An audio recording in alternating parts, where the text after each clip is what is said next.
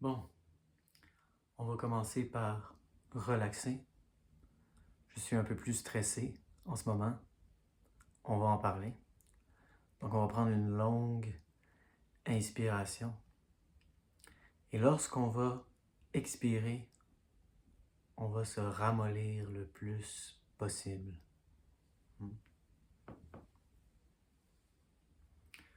Donc, on y va, on inspire le plus profondément possible.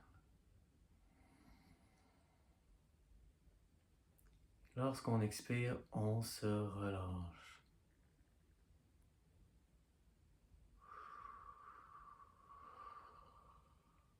On relâche les tensions.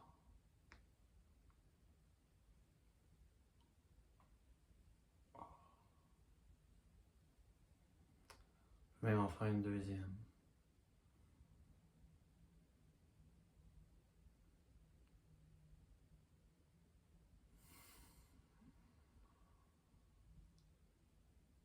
Je suis mou.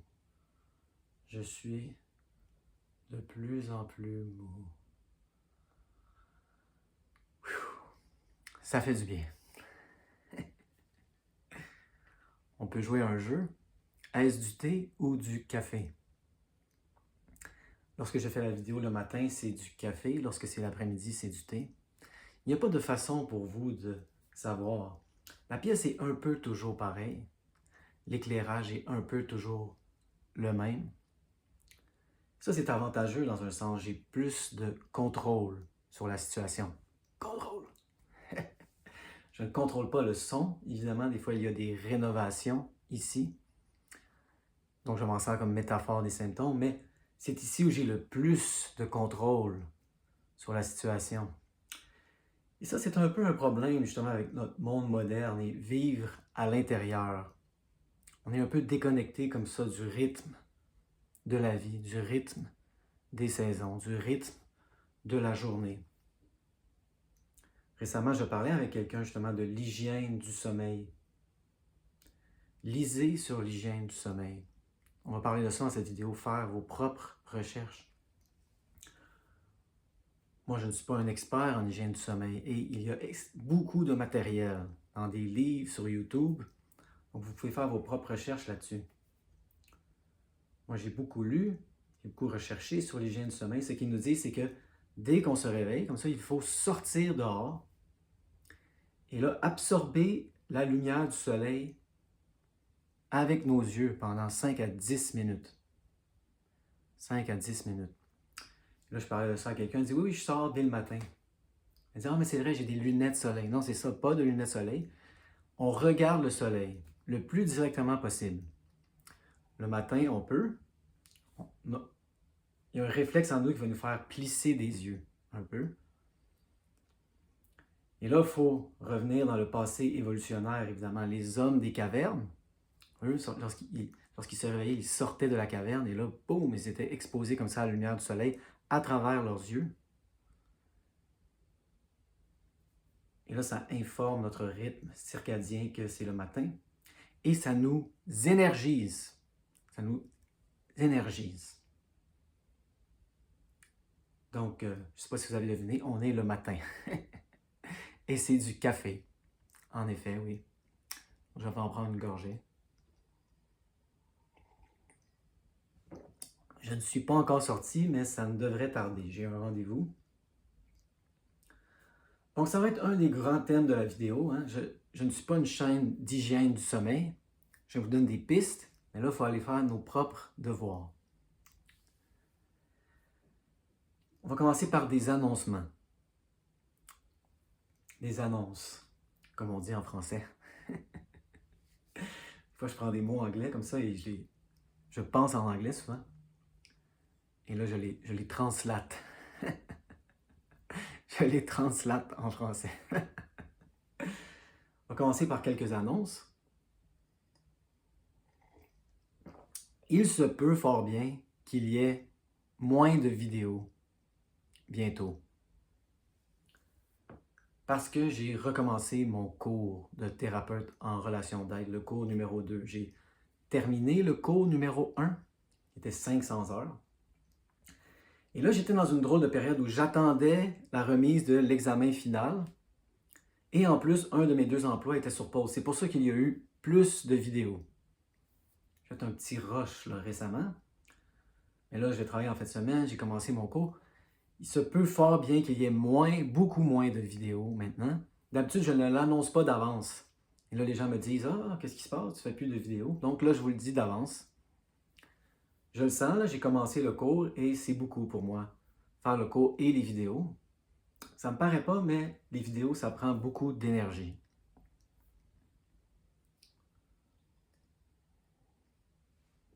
Donc ça, c'était pour l'annonce numéro 1. Et là, évidemment, ça veut dire que je vais essayer de vous pousser vers les autres chaînes. On peut faire une récapitulation. Jusqu'à maintenant, quelles chaînes ont des pistes audio françaises? Celle de Tanner Murta, celle de Jim Prusak ou Jim Proust de Pain Pété, comme nous informe l'intelligence artificielle, celle de Dan Buglio, comme je vous l'ai dit récemment, celle de Mindful Gardener.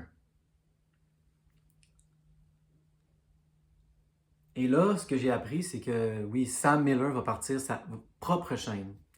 Elle va s'en aller du Mindful Gardener et elle va partir sa propre chaîne. J'imagine qu'il va y avoir une piste audio française. Comme je vous l'ai dit encore plus récemment, la chaîne Steady Coach a des vidéos avec des pistes audio françaises. Ce ne sont pas tous les vidéos. Je ne sais pas pourquoi. Et là, maintenant, il y a une nouvelle chaîne que j'ai découverte avec une piste audio française. C'est Pain Outside the Box. Et là, contrairement à The Mindful Gardener et The Steady Coach, j'ai utilisé cette chaîne durant mon reconditionnement de la douleur. Ce n'était pas une chaîne dominante, mais elle existait au temps où moi, je faisais le reconditionnement. Il n'y avait pas beaucoup de vidéos, mais donc évidemment, je les ai toutes écoutées à cette époque. Depuis, il y en a beaucoup, je ne les ai pas toutes écoutées. Mais depuis peu, il y a 3 vidéos maintenant avec une piste audio française.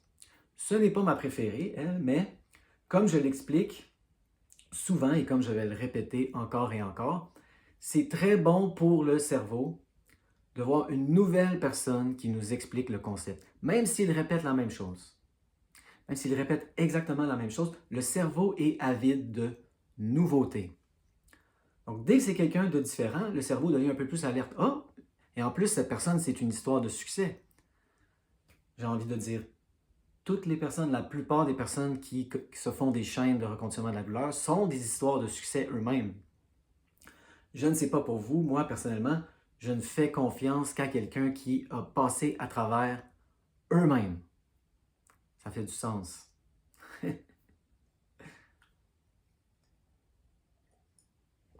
Et donc, peut-être que vous ne serez pas d'accord avec moi, je vais aller loin. Moi, je crois que c'est mieux écouter une vidéo un peu moins bonne par une nouvelle personne qu'une excellente vidéo par toujours la même personne. Peut-être que vous ne serez pas d'accord. Quand c'est toujours la même personne, le cerveau devient habitué. Ah oui, la même vieille personne, dans la même vieille pièce. J'ai déjà entendu ça, rien de nouveau. Mais il y a une nouvelle personne qui vous dit peut-être la même chose et là, le cerveau devient un peu plus alerte. Qu'est-ce qui se passe? La nouvelle information. Et en plus, cette personne de la chaîne Pain Outside the Box dit des choses que je n'entends pas ailleurs, ou elle les dit différemment. Elle, c'est une des premières personnes qui a insisté sur les gains secondaires. Les gains secondaires, un thème très difficile dans le reconditionnement de la douleur, peu abordé, parce que c'est difficile à entendre, justement. Donc, si vous n'êtes pas familier avec ce terme, de plus en plus dans cette vidéo, je vais vous inviter, faites vos propres recherches. Gains secondaires. Là, je vois que, oh wow, la luminosité est différente. C'est rare comme ça qu'on voit les lattes de bois créer des ombres sur mon visage. C'est une nouveauté, ça. C'est le temps de l'année, hein, c'est le soleil comme ça qui se reflète sur une fenêtre de l'immeuble. Donc, même dans cette pièce, je ne contrôle pas tout. Et tout change constamment. Tout change constamment. Wow! La lumière et l'ombre ici qui viennent contredire mes propos initiaux.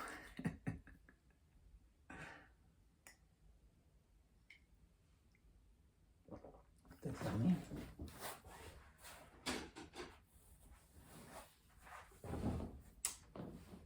C'est mieux.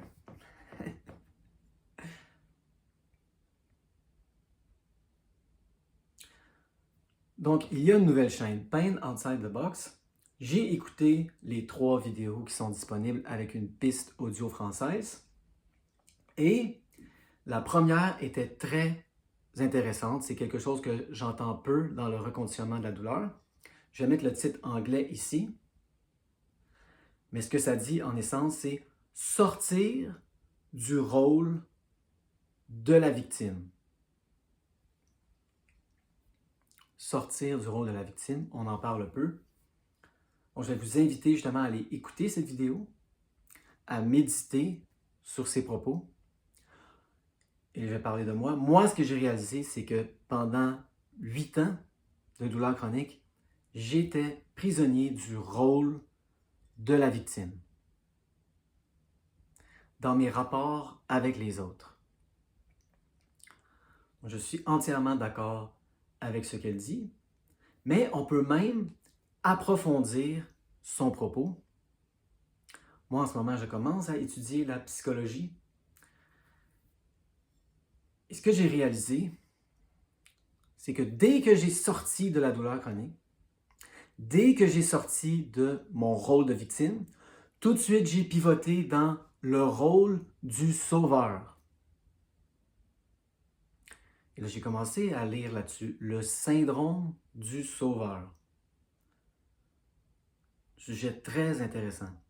Et donc ça, évidemment, ça m'a mené à ce qu'ils appellent le triangle de Karpman.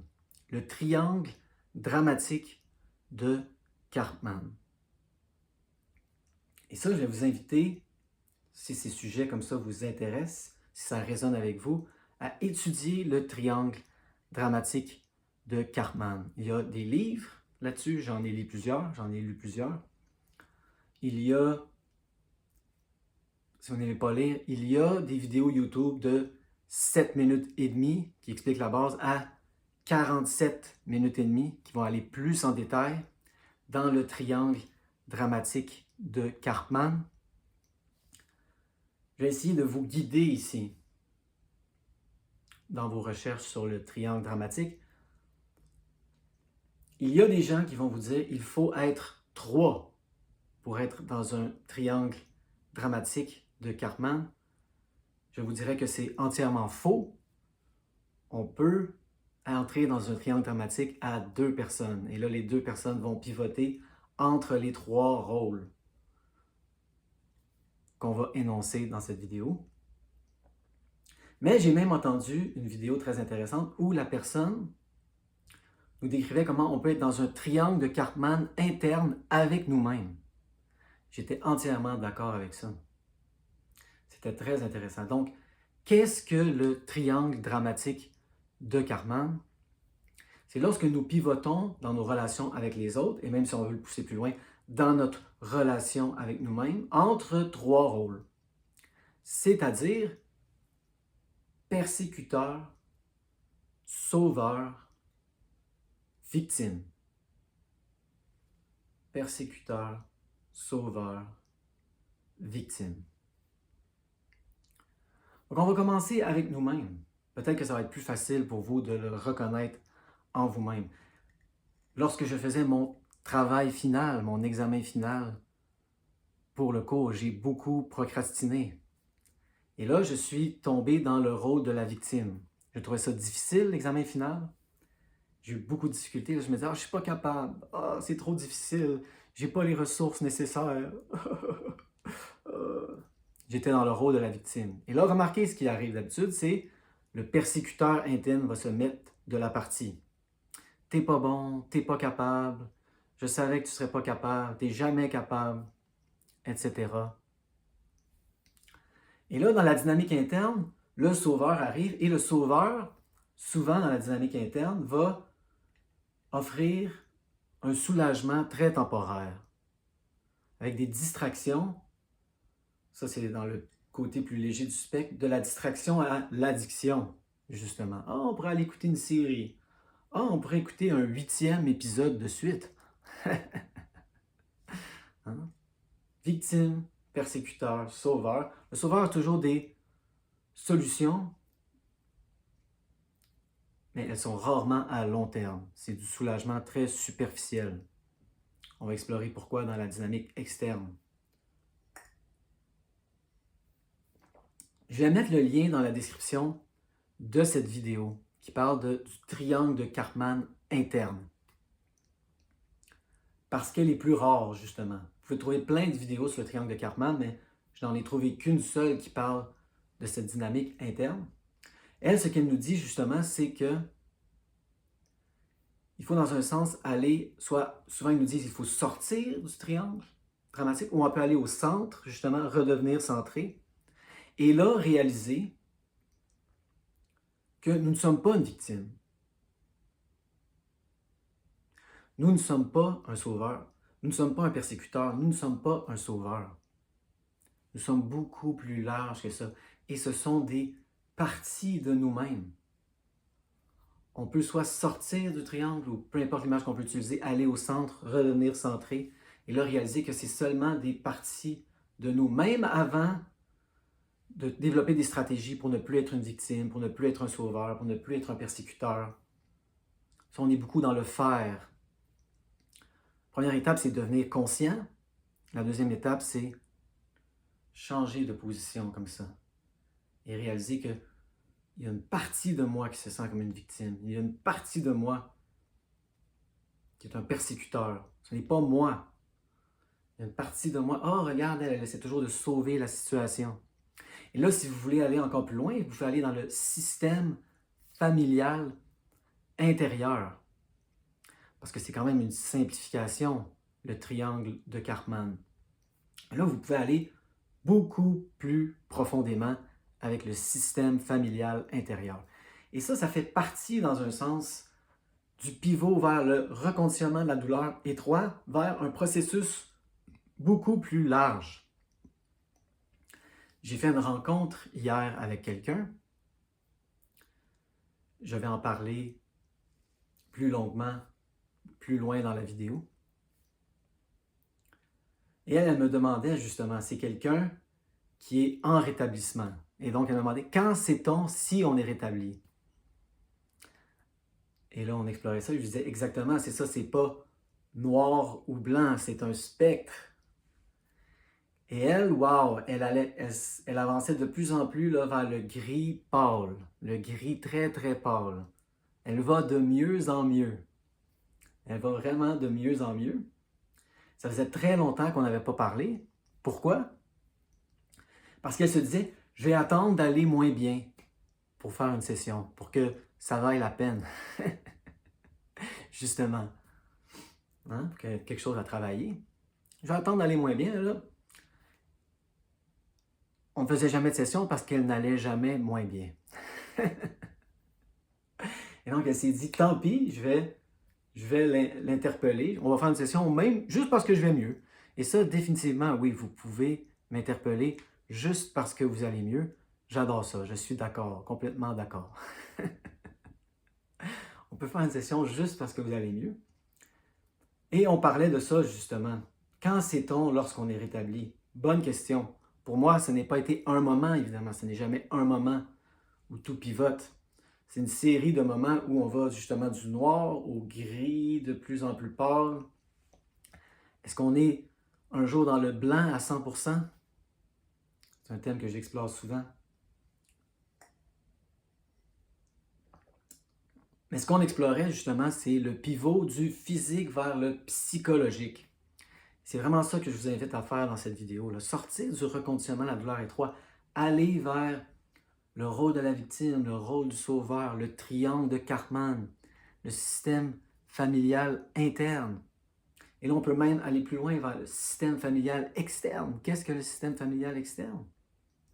Je lisais un livre par une psychiatre et elle nous disait, lorsqu'elle a appris les concepts du système familial intérieur, elle a réalisé, oh mon Dieu, moi je travaille avec des familles où il y a quelqu'un qui souffre par exemple de schizophrénie et c'est les mêmes dynamiques. Dans le système familial interne, il y a les exilés, il y a les protecteurs, il y a les managers, il y a les pompiers. J'ai vu une vidéo où quelqu'un faisait le parallèle entre le triangle de Cartman et le système familial interne. Elle n'avait pas l'air de faire les mêmes parallèles que moi. Si vous ne comprenez rien de ce que je dis, c'est normal. Si vous n'avez pas fait les recherches là-dessus, mais je vous invite de plus en plus à faire les recherches. Pour moi, les exilés sont un peu les victimes. Les managers, souvent, sont des persécuteurs et ils pivotent aussi vers le rôle du sauveur. Mais lorsqu'ils ne sont plus capables, et là, ça devient trop grave, les pompiers arrivent, les pompiers sont les sauveurs. Moi, c'est comme ça un peu que je fais les parallèles entre les deux. Le pompier, c'est toujours l'image ultime du sauveur. Il y a même, lorsqu'on étudie ça, des pompiers pyromanes. C'est des pompiers, ils foutent le feu à une forêt, par exemple, pour pouvoir sauver la situation. On va explorer cette dynamique dans le triangle de Cartman externe. Mais là, justement, cette psychiatre nous disait, c'est un peu comme ça dans les familles. Lorsqu'il y a un schizophrène, le schizophrène devient un peu l'exilé. Et là, les parents peuvent devenir le manager. Donc, de plus en plus, faire des parallèles comme ça. On étire, on voit jusqu'où ça peut étirer avant de casser. Et là, peut-être que Richard Schwartz, qui a créé le système familial interne, ne serait pas d'accord avec mon parallèle avec le triangle de Cartman, mais moi, ça m'aide énormément à étudier tout ça. Parce qu'on fait le pivot du reconditionnement de la douleur étroit vers la psychologie en général. On pivote du physique vers le psychologique. Si j'ai mal au dos, ce n'est pas parce que vous avez été dans une mauvaise position. Pivoter du physique vers le psychologique. Psychologique. De plus en plus, je vais vous inviter à faire vos devoirs et sortir de la chaîne. Mon but, c'est que vous n'écoutez plus ma chaîne, éventuellement. J'essaie de me débarrasser de vous. Je vous pousse vers les autres chaînes de reconditionnement de la douleur étroit. Il y en a qui c'est plus large. Et donc, cette personne à qui je parlais, justement, a fait le pivot où elle a commencé à écouter les vidéos de Dan Beaulieu avec une piste audio française. Et là, tout d'un coup, il y a des vidéos qui s'enchaînaient où il n'y avait pas de piste audio française. Donc, elle lisait les sous-titres. Et là, elle réalisait, oui, je suis capable de suivre avec les sous-titres. Donc, peut-être qu'elle n'aurait pas commencé à écouter les vidéos directement avec les sous-titres, mais la piste audio française l'a aidé à faire la transition. Pour ça, j'essaie toujours de vous pousser vers d'autres choses. Parce que, dans mon expérience, plus il y a de personnes différentes qui nous l'expliquent, mieux c'est pour le cerveau. Donc, revenons ici, oui. Peut-être que je suis allé trop loin un peu avec le système familial interne et externe, mais j'essaie de vous pousser plus loin, justement.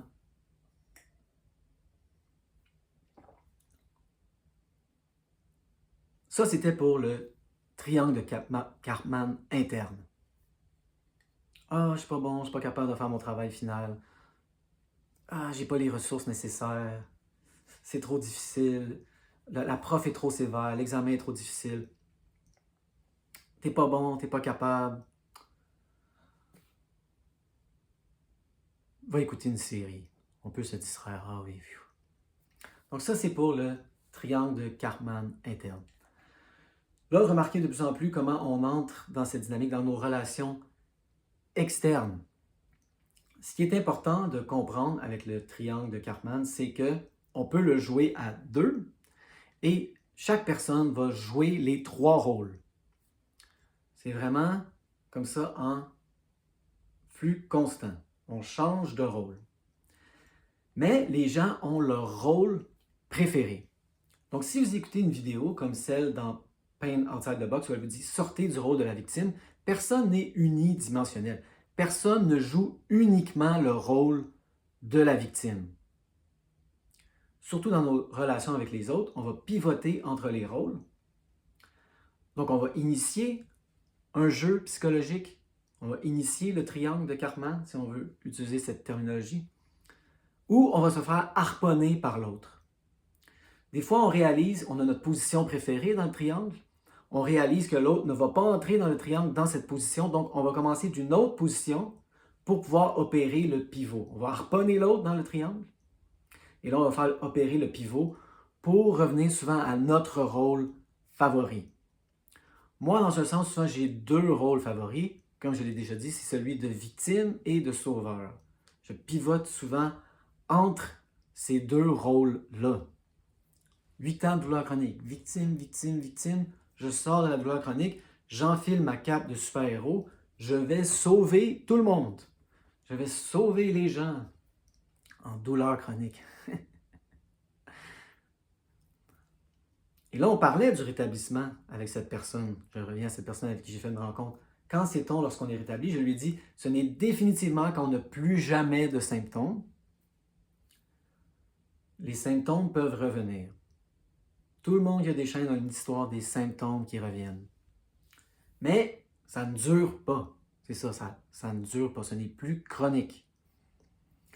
Mais lorsqu'on lit beaucoup sur le reconditionnement de la douleur, il y a des gens qui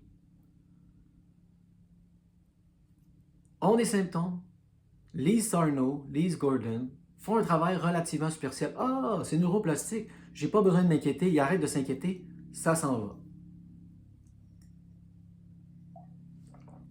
Et là, quelques années plus tard, il y a une crise dans leur vie. Oh, des symptômes. Oh, c'est pas grave, c'est neuroplastique, ils s'inquiètent pas. Oh, les symptômes commencent à s'installer.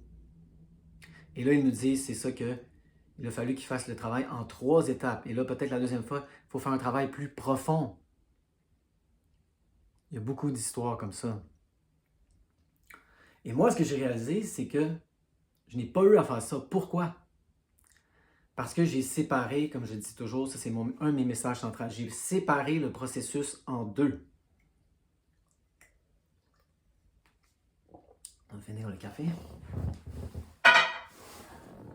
J'ai fait le reconditionnement de la douleur étroite. J'ai compris le concept qu'il ne faut rien faire pour éliminer la douleur.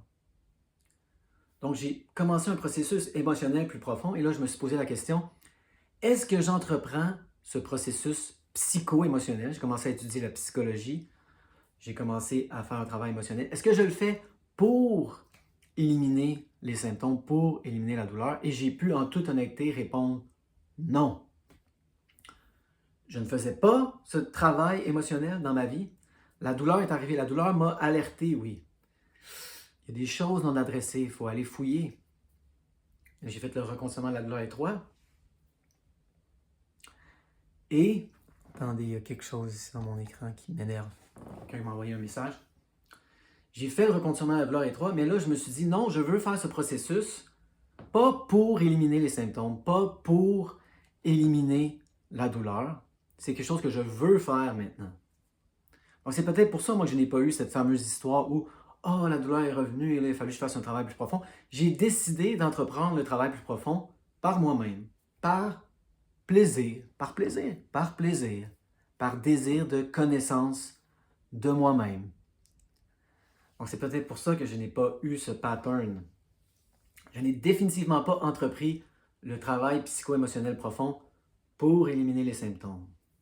Mais je remercie les symptômes de m'avoir alerté. Je n'aurais jamais entrepris ce travail sans 8 ans de douleur chronique. C'est un petit peu triste à dire, mais c'est comme ça. C'est vrai. Et donc, c'est pour ça maintenant que j'étudie ces choses. Je suis sorti de la douleur. Je suis sorti du rôle de victime. Tout de suite, je suis allé en mode sauveur. Et là, si je ne faisais pas un travail psychologique plus profond, peut-être que je serais resté pris dans ce rôle de sauveur au lieu de questionner mes habitudes, mes patterns.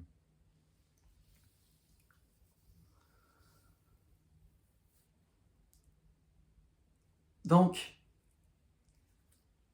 on pivote constamment comme ça de rôle dans le triangle.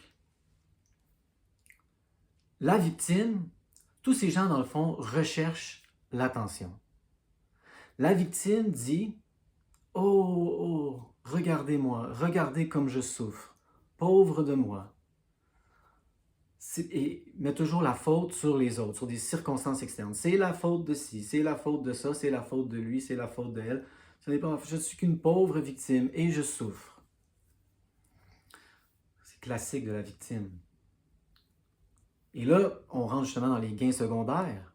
Pourquoi les gens perpétuent le triangle dramatique?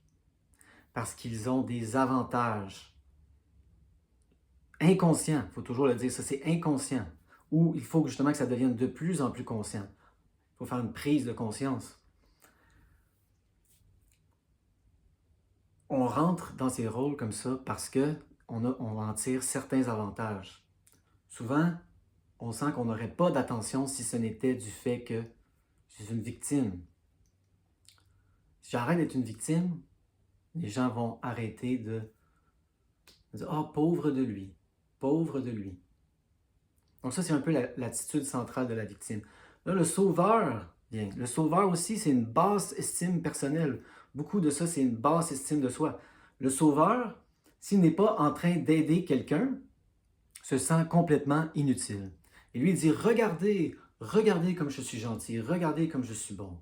Je veux sauver l'autre. Je sauve les gens, moi. » Mais la dynamique entre le sauveur et la victime, c'est souvent celle de cette histoire, on dit, qu'on peut donner du poisson à quelqu'un chaque jour.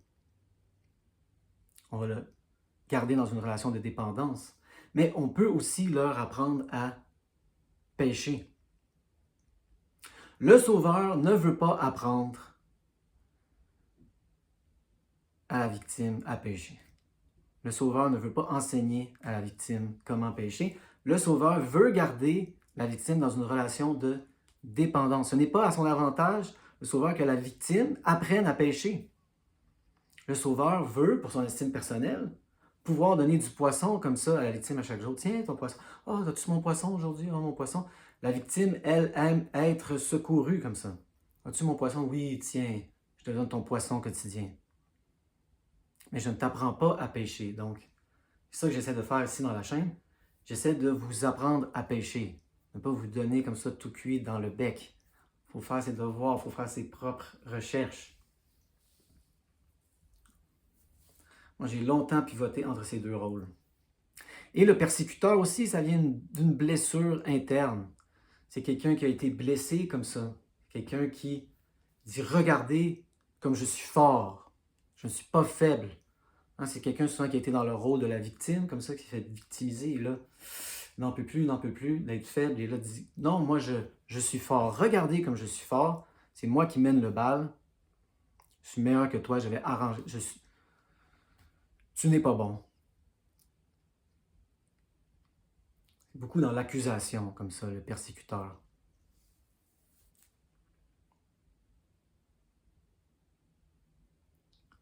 Voici une dynamique où les rôles vont s'échanger.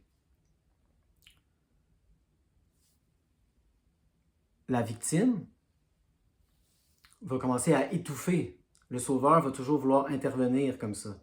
Le sauveur veut toujours revenir à la charge, intervenir dans la vie de la victime. Là, la victime va dire « Arrête, là, tu commences à m'étouffer. Tu es vraiment fatigant avec tes interventions. Tu fais chier. » Et là, c'est ça, la victime devient persécuteur. Et là, peut-être que le sauveur va devenir victime. « Oh, c'est bien avec toi, moi j'essaie de t'aider, puis tu ne veux jamais accepter mon aide. Personne ne veut jamais accepter mon aide. J'essaie d'aider tout le monde, personne ne m'aide moi. » Et là, le sauveur devient la victime. Et là, peut-être même que le sauveur redevient le persécuteur. « Mais toi, c'est ça, hein, j'essaie toujours de t'aider, mais tu n'essaies pas de t'aider toi-même. » Et là, on pivote comme ça, dans le triangle dramatique. Et on échange les rôles. Très rare qu'on peut seulement... Impossible même de garder un rôle. Selon le triangle de Karpman, on va pivoter entre les trois rôles. Mais on a nos rôles préférés. Souvent, c'est un rôle vers lequel on gravite. Et là, dans chaque vidéo, il y a des stratégies pour sortir du triangle dramatique. Attends, tu ne vas pas nous donner les solutions, tu ne vas pas nous donner les stratégies pour sortir du triangle dramatique. Non, je ne veux pas vous donner le poisson comme ça, frit, le poisson tout cuit. Faut que vous appreniez à pêcher. Si ça vous interpelle, tout ça, si ça résonne, allez faire vos propres recherches sur tout ça. Allez sur la chaîne Pain Outside the Box, regardez la vidéo sur la victime, réfléchissez aux gains secondaires. Qu'est-ce que je gagne à rester dans mon rôle de victime? Lisez sur le triangle dramatique de Karpman. OK, c'est plus que la victime, c'est ça. De façon interne, souvent, je pivote entre victime, sauveur, persécuteur. Dans mes relations internes, comme ça, souvent, j'essaie d'initier ou je me fais harponner dans des triangles dramatiques.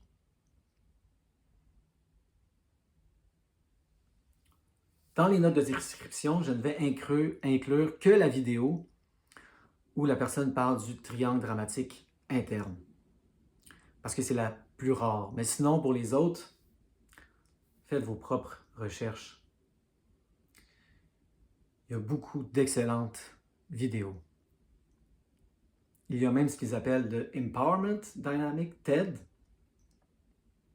ne sais pas si ce livre est traduit, mais il y a beaucoup de modèles où justement c'est des espèces de anti-triangle de Karpman. Comment on peut changer les rôles. La victime peut devenir un créateur, le sauveur peut devenir un coach, le persécuteur peut devenir un challenger. Donc, c'est seulement des pistes que je vous offre pour des solutions, si ça vous interpelle, tout ça.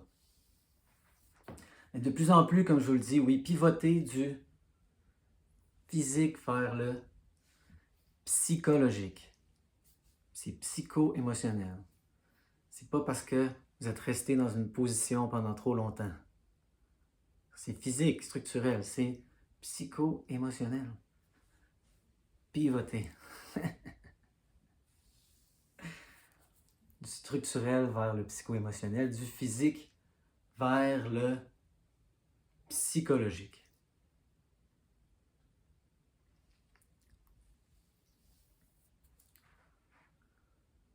Donc, cette rencontre avec cette personne m'a fait énormément de bien. Ça, c'est quelqu'un qui a réussi à faire le parcours justement du noir ou du gris très foncé vers le gris très pâle, seulement, d'après ce que je comprends, en essence, avec Alan Gordon et ma chaîne. Donc ça contredit un peu ce que je vous dis. Mais ça, je suis heureux de vous dire, je ne dis pas ça pour me vanter. Oh, regardez comme je suis bon, avec ma cape de super-héros. Je vous dis ça parce que ça me donne confiance, évidemment. Dans les vidéos, je suis un peu plus confiant. Dans les rencontres avec les gens, des fois, j'essaie vraiment de ne pas aller trop loin, d'être très raisonnable. Des fois, j'ai le goût d'aller un peu plus loin. Et là, je me dis non, il faut être prudent dans ce que je dis. Je me retiens un peu encore. Je ne suis pas tout à fait confiant. Mais les rencontres sont très intéressantes. Je voulais faire une vidéo directement après la rencontre, mais souvent même j'ai un peu mal à la gorge parce qu'on parle longtemps. Maintenant, ce que je fais, c'est que je ne branche pas mon téléphone comme ça, et lorsque il n'y a presque plus de batterie, je reçois l'avertissement. Plus de batterie. Je dis, ah, c'est 2h30. Des fois, on approche de 3h. On va arrêter. Cette personne me disait qu'elle connaissait quelqu'un en douleur chronique. Elle l'a vu à un moment donné, elle était en douleur, la personne savait qu'elle était en douleur. Elle l'a revu plus tard, la personne dit, oh mon Dieu, mais tu es complètement différente. Qu'est-ce que tu as fait? Ça m'est arrivé souvent, ça, dans mon processus, voir quelqu'un que je n'avais pas vu depuis longtemps, et là, les gens sont époustouflés. Oh mon Dieu, mais quelle différence! Qu'est-ce que tu as fait? Et là, il lui disait, ben, c'est comme je t'ai dit, j'ai lu Alan Gordon, j'ai regardé la chaîne Déjouer la douleur chronique. Et là, elle lui disait, justement, non, c'est ça, ne commencez pas avec ces longues vidéos fleuves d'1 heure. Ça, c'est parce que moi, on va en parler. Je ne suis pas capable de faire comme Dan Bouglio. Je conseille vraiment de, si vous voulez recommander ma chaîne à quelqu'un, on commence au début comme ça, c'est un processus. On commence par les petites vidéos de 7 minutes, comme Dan, mais de plus en plus ce que je réalise, c'est que j'ai de la difficulté à rester dans ce moule. Faire dire toujours la même chose, parce qu'il faut répéter. Mais là, ce que j'espère, c'est que d'autres personnes vont répéter le message pour vous, parce que je commence à être un peu tanné de répéter. Je ne sais pas comment Dan Bouglio fait. Il répète la même chose depuis des années. Il fait à peu près la même vidéo depuis des années. Et ça, ce n'est pas une critique. Ça, je réalise que c'est parce que justement, lui, il parle à une grande quantité de personnes et il sait ce que les gens ont besoin d'entendre. Il a un énorme laboratoire, Dan. Il fait du coaching avec beaucoup de personnes. Et donc, au quotidien, il sait ce que les gens traversent. Il sait ce qu'ils ont besoin d'entendre au jour le jour. Moi, je suis un peu déconnecté. Et en ce moment, il n'y a pas tant de gens que ça qui me contactent. Il doit y avoir plusieurs raisons pour ça. Une des raisons, peut-être, c'est que justement, j'ai lancé ce message que moi, à un moment donné, il y avait beaucoup de gens. Même, j'oserais utiliser le mot trop. Je recevais beaucoup de courriels. Je commençais à recevoir plus de courriels. Il y a des gens qui voulaient faire des rencontres. Et là, j'ai tout fait un peu. C'est comme, ouf, c'est beaucoup. Ça commence à être lourd. Et ce n'était pas tant que ça en plus. Mais justement, c'est un processus. J'augmente en ce moment ma fenêtre de tolérance à ces choses-là. Mais il faut s'écouter aussi. Très important de s'écouter. C'était un des thèmes de la rencontre. S'écouter. Connaître nos limites.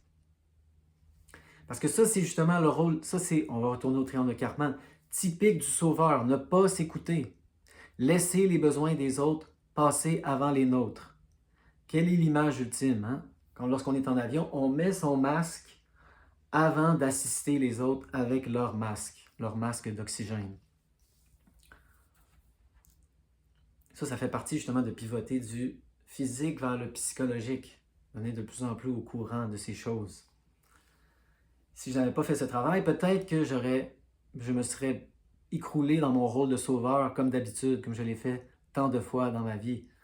Oui, j'aurais essayé de prendre une plus grande charge encore. Il faut que j'aide les gens. Il faut que je sauve les gens. Et ça, c'est lorsque vous commencez à vous intéresser au triangle dramatique de Karpman, ce qu'ils vont vous dire, il faut sortir le rôle de la victime. Sortir du rôle du sauveur, justement, c'est réaliser qu'on ne peut sauver personne et de pivoter vers ce qu'ils appellent l'aide saine, où on fait confiance que l'autre personne a ses propres ressources pour s'en sortir.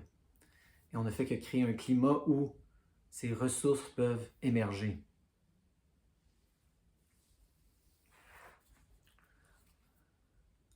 Donc oui, moi j'ai beaucoup de difficultés. À rester sur un sujet. Je ne sais pas si vous le voyez, je passe du coq à l'âne. J'espère que ça fait un peu de sens pour vous. J'ai beaucoup de difficultés à rester dans le modèle là. Reconditionnement de la douleur de base, 7 minutes. Je me sens un peu aussi à l'étroit dans le reconditionnement de la douleur. Et ça, c'est normal. C'est comme ça que vous devriez vous sentir également. Vous devriez, peu à peu, c'est ça, commencer à vous sentir de plus en plus étroit là, dans les chaînes comme la mienne, comme celle de Tanner Murtaugh, Jim Prusak, Dan Bouglio, Steady Coach, Mindful Gardener, et là la chaîne de Sam Miller. Commencez à vous sentir de plus en plus à l'étroit. C'est trop étroit pour moi. Je suis en pleine croissance. J'ai besoin de plus que ça. J'ai besoin de sortir.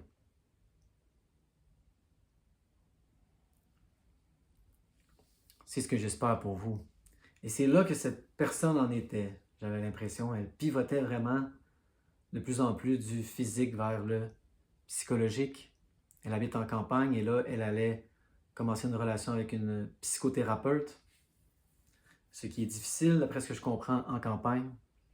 Une qui a été recommandée. Ça, c'est toujours garder comme ça votre oreille ouverte pour des gens qui disent « Ah oui, ce thérapeute m'a beaucoup aidé, cette thérapeute m'a beaucoup aidé, ce coach, cette coach m'a beaucoup aidé. » Gardez votre oreille ouverte comme ça. « Ah, c'est quoi son nom? » Restez ouvert à ce que j'appelle les synchronicités. Cette personne me disait justement qu'elle était surprise à quel point mes vidéos et celles de Dan tombaient souvent, pas toujours, mais très souvent, plus souvent qu'autrement, à point. Et ça m'impressionne tellement. La majorité des vidéos, on dirait que c'est le message que j'avais besoin d'entendre. Et donc, je lui ai dit, la prochaine vidéo, elle va être sur le triangle de Karpman. Donc, on en a parlé. Et il y avait un peu des parallèles dans sa vie. Il y en a toujours au moins un peu. Regardez la politique de votre pays, la politique internationale. Des triangles de Karpman à n'en plus finir. Des victimes, des sauveurs, des persécuteurs. C'est comme ça, c'est le triangle dramatique. Il y a des stratégies pour s'en sortir. Donc, j'étais vraiment heureux pour cette personne. Quelle bonne nouvelle. Je voulais vous laisser comme ça avec des bonnes nouvelles. Ça fonctionne. Je me souviens, elle, au début, quand on a commencé, elle me disait que ça lui prenait une semaine complète faire le ménage de sa maison. Un petit coup d'aspirateur par-ci, un petit coup de chiffon par-là. Elle l'étalait comme ça une semaine. Et le plus avancé, elle disait, mais non, c'est ça, maintenant je fais mon ménage en temps normal, là, en une journée ou même dans un avant-midi, un après-midi. Et là, de plus en plus, elle progressait comme ça, c'était très beau à voir. Une fois, elle avait des questions, et là, je me souviens, elle m'avait posé des questions dans un commentaire d'une vidéo. Et là, elle avait lu Déjouer la douleur chronique de Alan Gordon une seule fois. Et là, elle a décidé de le relire, et elle a dit « Oh mon Dieu, ça a répondu à toutes mes questions. » Je disais « Oui, c'est ça, il faut le lire plus qu'une fois. » Elle dit « je me sentais un peu niaiseuse de poser des questions, c'était tout dans le livre. » Je dis « Oui, c'est ça, la première fois, elle a eu le même réflexe que tout le monde. Elle a fini le livre, elle dit « C'est tout. » On le met de côté comme ça. Et là, on continue le processus, on a des questions, on pose des questions. Et là, peut-être qu'on le relit, on fait « Oh, ok, wow, les réponses sont là. Il y a plus de matériel que je croyais. C'est plus complet que je croyais. » C'est oui, c'est ça, il faut le lire plus qu'une fois. Et là, il écoutait ma chaîne. Et j'ai vu le progrès. Et là, ce qu'il arrive, justement, c'est que cette personne-là m'a inspiré moi-même. C'est une relation comme ça qui va des deux côtés. Elle challengeait de plus en plus. Et là, moi, à la fin de la vidéo, c'est presque elle qui me coachait. Là. Elle me challengeait à me défier un peu plus. C'est comme, wow! C'est quelqu'un qui était nerveux, très nerveuse de recevoir comme ça 2 personnes chez elle. Ouh, il y a 2 personnes qui s'en viennent. Ça va être épuisant, je vais être fatigué. Des douleurs peut-être. Et là, récemment, elle a invité,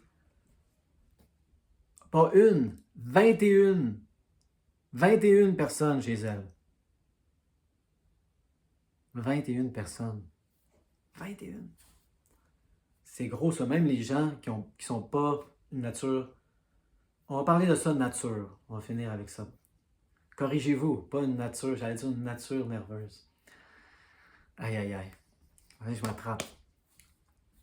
Même les gens qui n'ont pas ces challenges, c'est un peu stressant de recevoir 21 personnes. Et là, elle était très excitée, mais le matin même, elle a eu un énorme coup de fatigue. Énorme coup de fatigue, là. Les jambes qui flanchent presque. Et là, elle s'est dit, mais non, voyons, c'est psycho-émotionnel, c'est ça, c'est pas physique. Elle est allée se ressourcer, elle est ressortie. Ça a été fantastique, elle m'a dit. Quelle belle journée. Elle a débordé d'énergie. Et le lendemain, elle s'est réveillée tôt, fraîche et dispose. Là, elle a réalisé, mais oui, c'est ça, On en parlait, le coup de fatigue, le coup de barre était 100% psycho-émotionnel. Et là, plus on a d'expériences comme ça, plus on sort du cercle vicieux et on entre dans le cercle vertueux. Plus on a d'exemples comme ça, plus ça devient facile de convaincre le cerveau. Au début, c'est presque impossible de convaincre le cerveau. Le cerveau est là, attends, là, tu me dis c'est pas structurel, c'est psycho-émotionnel. Oui, oui, je te dis ça. Non, non, non. Et là, de plus en plus, le cerveau dit, ah, peut-être, peut-être. Mais il est difficile à convaincre. Oh mon Dieu, faut donner un avocat, il faut sortir les cas d'exception. C'est long, c'est difficile. Ah, convaincre le cerveau. Ah, peut-être, il commence à s'assouplir un peu, mais il n'est pas sûr, il est craintif. Peut-être, peut-être. Là, ça devient de plus en plus facile. Et là, à un moment donné, lorsqu'on commence à avoir des cas comme ça, le cerveau, à ce moment-là, il est tellement facile à convaincre. Ben, rappelle-toi, la fois qu'on a invité 21 personnes, on se sentait un peu fatigué, on a persévéré, boum, ça l'a passé. Ah, c'est vrai, ah oui. Et là, c'est comme un interrupteur comme ça. Et ça, on en parlait, c'est comme tout, c'est une habitude. Lorsqu'on commence à conduire une voiture, c'est très demandant en termes d'attention, en termes d'énergie. On est comme ça, on regarde à gauche, on regarde à droite. On essaie vraiment de mettre tout notre focus, toute notre attention sur la tâche et c'est coûteux énergétiquement. Et là, plus on devient habitué, plus c'est facile. Et là, on peut parler en même temps qu'on conduit sans s'en rendre compte. On est sur le pilote automatique, littéralement. Les gens qui nous disent se rendre à quelque part sans s'en rendre compte, justement. S'ils arrivent quelque part, ils disent « Oh mon Dieu, je ne me souviens même pas avoir conduit. » Et c'est comme ça, le reconditionnement de la douleur. Au début, c'est presque impossible de convaincre le cerveau. Ça devient de plus en plus facile. Ils disent « Ah, peut-être, peut-être. » Ils se laissent convaincre de plus en plus. Et là, plus on avance dans le processus, à un moment donné, moi, j'en suis rendu au point où je n'ai qu'à citer un seul cas d'exception. C'est tout. Un seul. J'en suis là. On parlait de ça. Comment, au début, c'est très facile savoir qu'est-ce qui est structurel, qu'est-ce qui est neuroplastique. C'est tellement évident. C'est tellement évident. Oui, tu peux faire ton ménage en une journée. C'est tellement évident. Mais là, plus le processus avance, plus ça devient des zones grises un peu complexes. Qu'est-ce qui est neuroplastique? Qu'est-ce qui est la vieillesse? Tout ça, qu'est-ce qui est le corps? Ça, c'est bon, là, une fois que vous arrivez là, une fois que vous commencez à poser ces questions-là. Et c'est là, moi, que je deviens un peu hésitant. Je manque de confiance. Parce que je ne veux pas aller trop loin. Donc, je vais parler de moi. Ça m'arrive des fois d'avoir une douleur. Quelqu'un qui parlait de ça dans une histoire de succès l'autre jour, à quel point c'est le renversement. Au début, on va tout de suite au structurel et notre dernière option, c'est neuroplastique. Ah, peut-être que c'est neuroplastique, c'est notre dernière considération. Mais là, il faut opérer le pivot. Moi, ma première considération, c'est toujours, c'est neuroplastique. C'est toujours ce que j'estime initialement. Une douleur vient, ah, neuroplastique, je m'en occupe pas. Mais là, des fois, ça s'installe. Quelle est ma relation avec ça? Je ne veux pas me blesser ou empirer une blessure. Lorsque quelque chose s'installe, moi, ce que je peux vous dire, c'est ça, c'est que je suis capable en 2 à 3 jours, 2 à 3 jours maximum,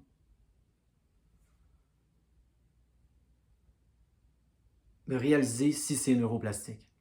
La douleur, les symptômes neuroplastiques se trahissent toujours. Si on devient très bon, voire même un expert à détecter les symptômes neuroplastiques, en 2 jours, pas besoin de 3 souvent, je dis 3 juste pour être prudent, en 2 jours, la douleur neuroplastique pour moi va se trahir. Et là, boum, je saisis, c'est aha, cas d'exception. Là, je dis à mon cerveau, regarde, la douleur s'est comportée comme ci au lieu de comme ça, c'est neuroplastique. Le cerveau fait, ah oui, c'est vrai. Et là, c'est comme s'il éteint les symptômes. Donc, c'est là que j'en suis. J'aimais mieux parler de moi. Parce que quand les gens me disent, oh, peut-être j'ai mal ici parce que je suis resté dans cette position-là trop longtemps, je ne veux pas trop challenger ça. C'est à vous de voir jusqu'où vous voulez pousser. Moi, à un moment donné, je pensais justement que j'étais rétabli à 100%, peu importe ce que ça veut dire, à 99%. Je me disais, ah, si j'ai encore des petites douleurs, mais c'est parce que je fais ci, c'est parce que je fais ça. Et là, j'ai challengé encore plus loin et j'ai réalisé que je pouvais aller encore plus loin. Que le corps est fort, que le corps est capable de se mettre dans toutes sortes de positions étranges pendant les longues périodes,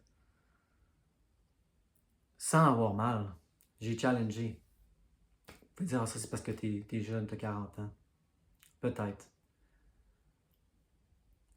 Mais j'ai challengé ces idées-là.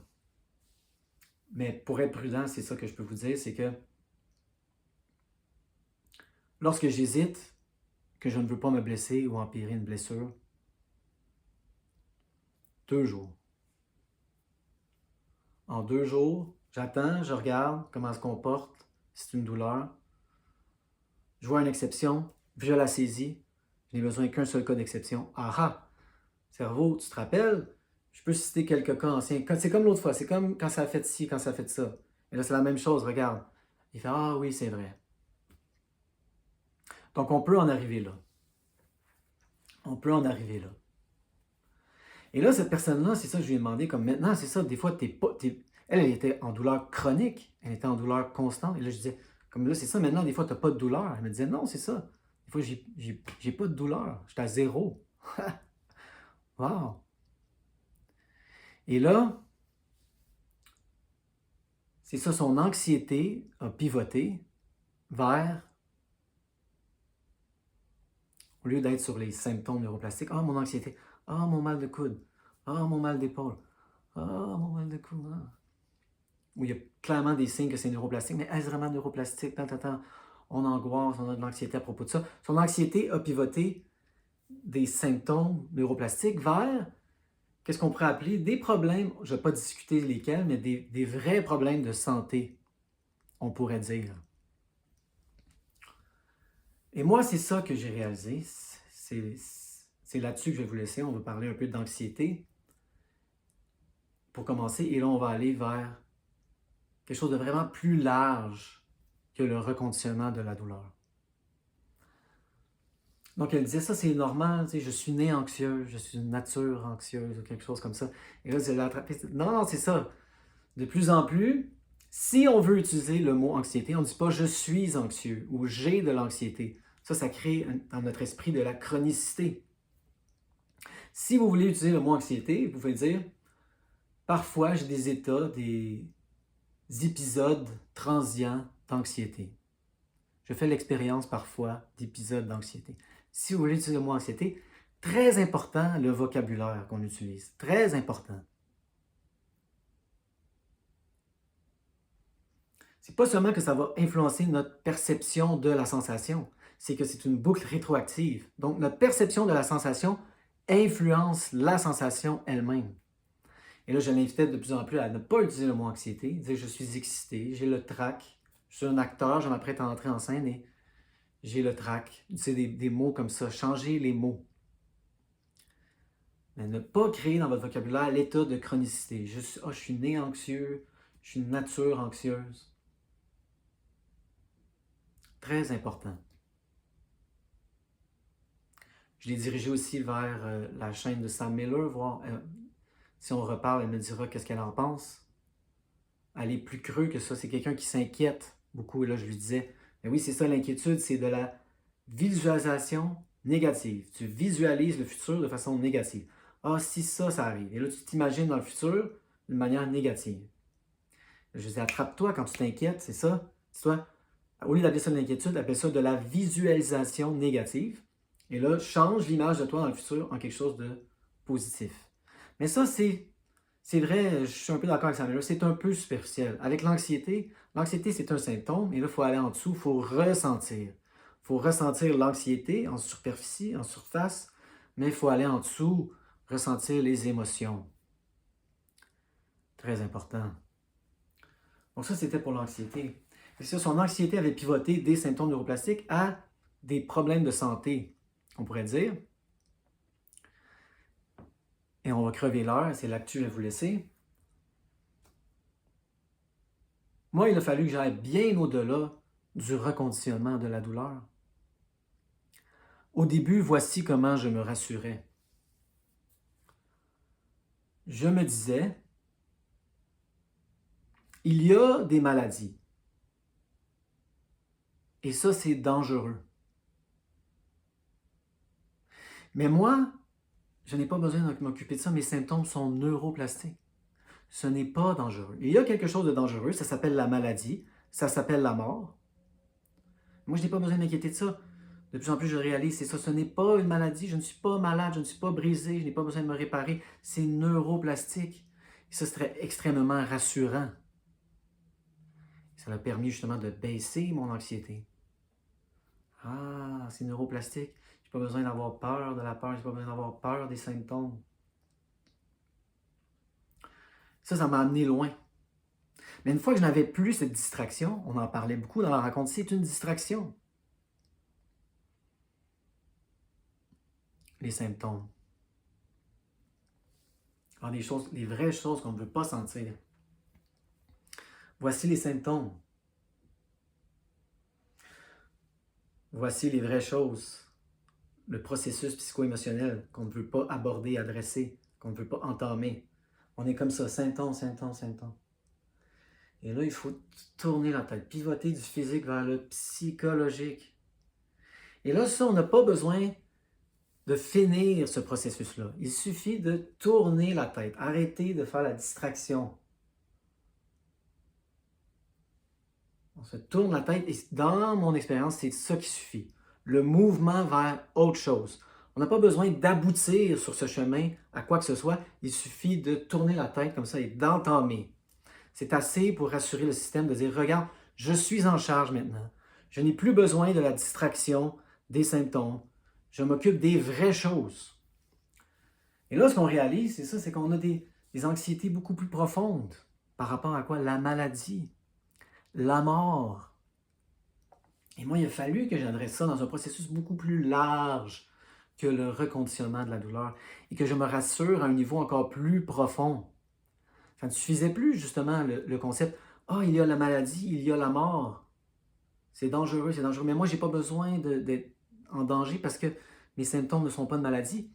Et là, une fois que je n'ai plus ces symptômes, justement, moi aussi, mon anxiété a un peu pivoté vers « Oh, mais les vraies maladies, la vraie mort. » Il a fallu que je fasse un processus où je devienne de plus en plus en paix avec la maladie, avec la mort. Ça, j'en parlais dans ma dernière vidéo. Aller au-delà du reconditionnement de la douleur, se rassurer à un niveau encore plus, beaucoup plus profond. On parlait d'écologie, c'est ça. La maladie, c'est très étroit. C'est très individualiste, c'est très égoïste. Si on prend un écureuil, par exemple, on est dans la nature, comme ça on est dans un parc, on voit un écureuil. On dit « l'écureuil est malade ». Ça, c'est vraiment du point de vue de l'individu. Il n'y a pas d'écureuil individuel, il y a un écosystème. Donc, si on voit un écureuil individuel, on peut dire « il est malade ». Mais lorsqu'on élargit notre perception d'un écureuil individuel à un écosystème, le fait que l'écureuil est malade veut dire la santé du système. Il faut que l'écureuil meure. Il faut que l'écureuil se fasse dévorer, qu'il devienne malade, qu'il vieillisse ou qu'il meure comme ça. Sinon, il y aurait plein d'écureuils partout. Ça ne serait pas bon pour l'écologie. Plein d'écureuils partout. L'écureuil, lui, de façon égoïste aussi, il aimerait être immortel. On l'a un peu adressé ça. Est-ce qu'on serait satisfait de l'immortalité? Ça ne finit jamais, l'immortalité. C'est long, longtemps. Imaginez une chanson qui ne finirait jamais. C'est peut-être un peu l'impression que vous avez avec cette vidéo. Va-t-elle finir un jour? Elle s'éternise. 1h05. Donc, lorsqu'on va au fond des choses, on ne veut pas l'immortalité. Ce n'est pas quelque chose de désirable, l'immortalité.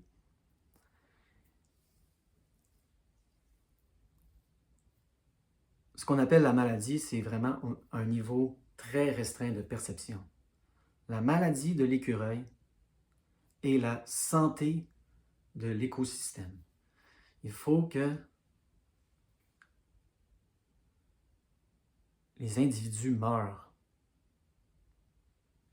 Pour laisser de la place à d'autres individus, pour que l'énergie puisse toujours comme ça circuler, être en transition. Il faut qu'il y ait une fin, pour que quelque chose d'autre débute. Évidemment, l'autre est une illusion, mais une illusion utile. Et c'est là-dessus que je vais vous laisser. Et là, chacun, peut-être que mes réponses ne sont pas satisfaisantes pour vous. Très possible. Mais de quoi il parle? Et là, c'est à chacun de trouver, c'est ça, ses propres réponses. Parce qu'on n'est plus justement anxieux par rapport aux symptômes. Et là, on a une espèce de... Oh, mais on commence à être anxieux à propos des vraies choses. Et là, c'est à chacun de voir, c'est ça, c'est quoi? On a chacun une histoire personnelle. Et là, aller dans ça, nos propres émotions comme ça, sous-jacentes à l'anxiété, mais avec les grandes questions aussi, comme la maladie et la mort. Ce n'est pas tout le monde qui sont satisfaits par les mêmes réponses. Moi, j'ai trouvé les miennes. Et je peux vous dire, suis-je en paix avec la maladie et la mort?